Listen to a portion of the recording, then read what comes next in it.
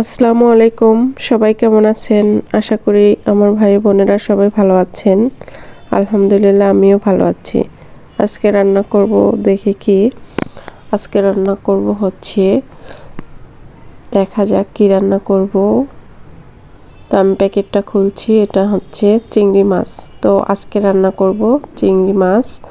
তো চিংড়ি মাছগুলো প্রথমে বের করে নিলাম। এটা হচ্ছে অনেক বড় বড় চিংড়িগুলো, খুব ভালো লাগতেছে দেখতে। তো এটাকে আজকে চিংড়ি মাছে বোনা করব। তো এর জন্য আমি চিংড়ি মাছটা প্রথমে কেটে নিয়েছি। এই যে চিংড়ি মাছটা কাটা এবং ধোয়া দুটোই শেষ।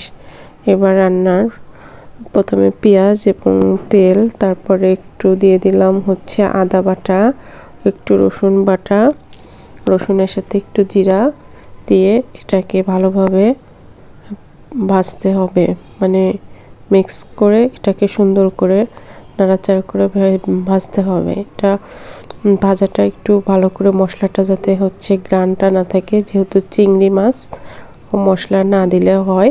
তো এ পর্যায়ে আমি দিয়ে দিলাম হচ্ছে একটু হলুদ, তারপরে হচ্ছে হলুদটা একটু দিয়ে দিলাম শুকনো মরিচের গুঁড়া, একটু লাল চিংড়ি মাছটা কালার আসার জন্য।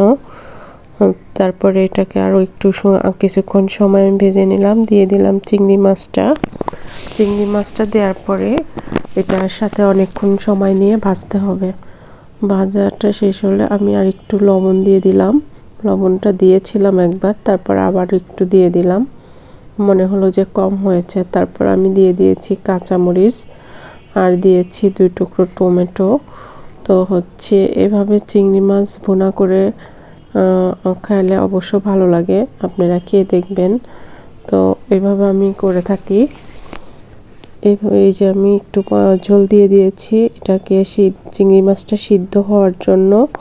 তো চিংড়ি মাছটা প্রায় হয়ে আসছে, দেখতেই পাচ্ছেন আপনারা কি সুন্দর কালারটা আসছে। তো এই পর্যায়ে দিয়ে দিলাম একটু ধনে পাতাটা দিয়ে আমি বেশিক্ষণ এটা জাল করার দরকার নাই। ধনে পাতাটা দেখতে যাতে ভালো লাগে, সবুজ দেখা যায়, সেজন্য আমি হচ্ছে এটাকে এখনই রান্না করাটা কমপ্লিট।